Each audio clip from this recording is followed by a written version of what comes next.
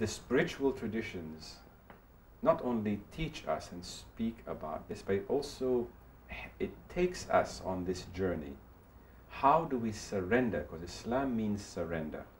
How do we surrender ourselves experientially so that we know, not just know in our minds, but know experientially that we are a piece of God, a piece of the divine spirit.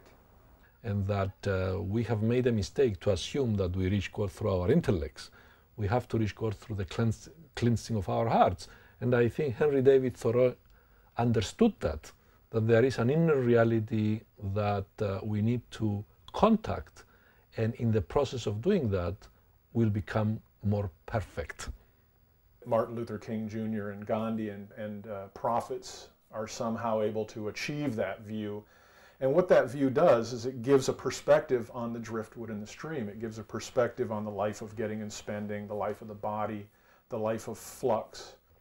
Idea that inspired Martin Luther King to start the civil rights movement, because he was calling Americans to live up to the ideals of the Constitution.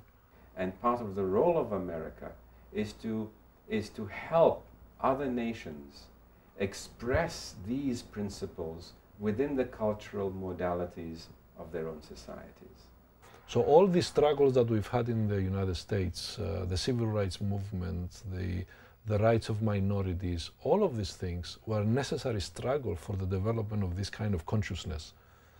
And we are responsible in many ways to teach to the rest of the world this kind of neighborliness.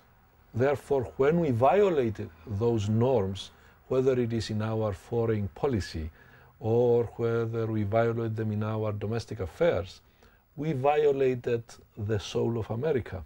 American people are more concerned with their pocketbooks than they are about justice in this world. For instance, most of the people in Concord wear clothing made out of cotton.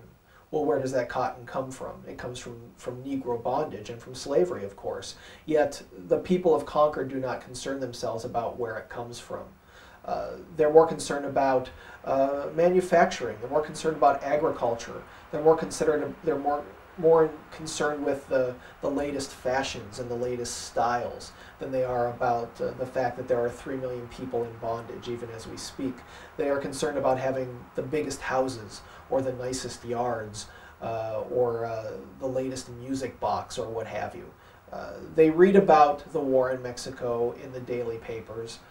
They read about slavery in the daily papers, yet as soon as breakfast is over and they are done drinking their coffee, they forget about everything that they have just read and they go on about their daily business as if nothing has ever happened.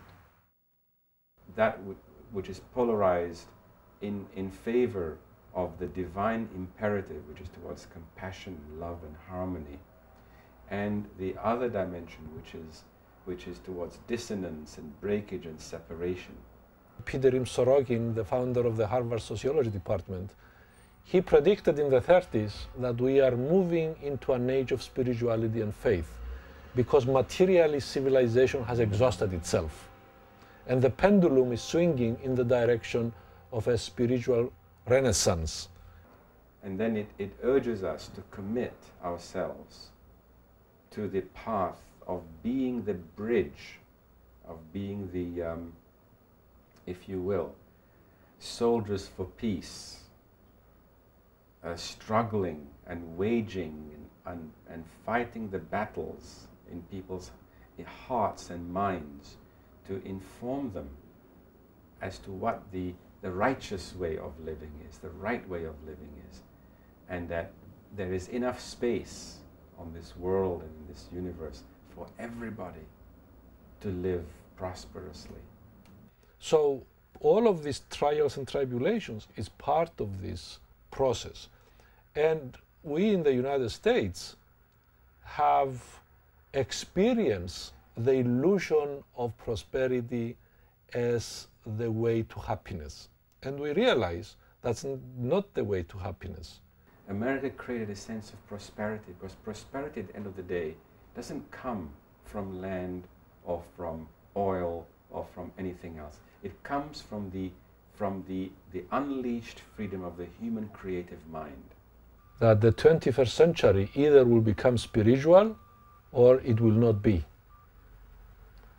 And I think the United States is in the forefront of this spiritual revolution if we are going to have a 21st century. But we have to understand, we have to become spiritual, not religiously fundamentalists that pushes us in the direction of separating ourselves from the rest of the world. You know, we need the spirituality that enhances our compassion and a spirituality that embraces the world.